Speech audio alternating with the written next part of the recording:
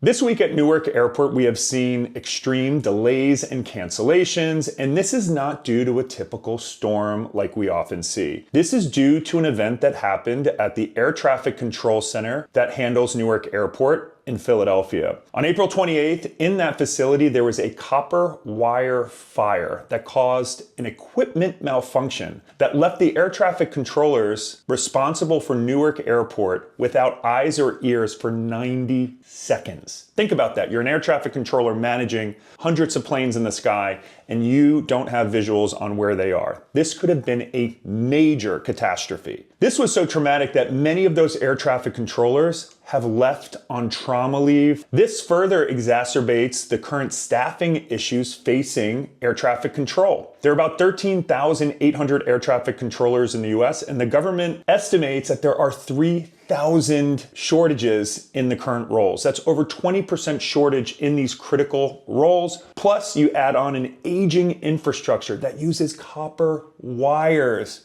to track planes. You have a recipe for disaster. So much so that an air traffic controller recently said to NBC News, Tom Costello, who I trust as a journalist, it is not safe to fly into Newark Airport right now. This is not an easy situation to fix because you can't just take an air traffic controller from, say, New York and move them to Philly. They have to have specialized training for that tower. So the delays that we're seeing at Newark are not going away anytime soon. In fact, today, United Airlines extended their waiver program, meaning if you travel into Newark through now May 17th, you can change your flight for free.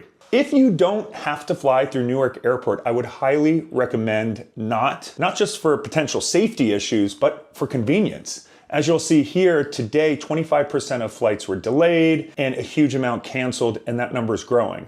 Not only that, we also have terrible weather in New York this week. So in general with air travel, it snowballs. So I would avoid Newark Airport if possible. Even if you're flying out of Newark anytime later this year, check your flight reservations because United is canceling a number of flights to reduce capacity as one of the ways they're coping with this. So United is canceling flights, changing flight time. So if you're flying United out of Newark, no matter what, check your reservation to make sure the flight that they potentially rebook you on is something that you want.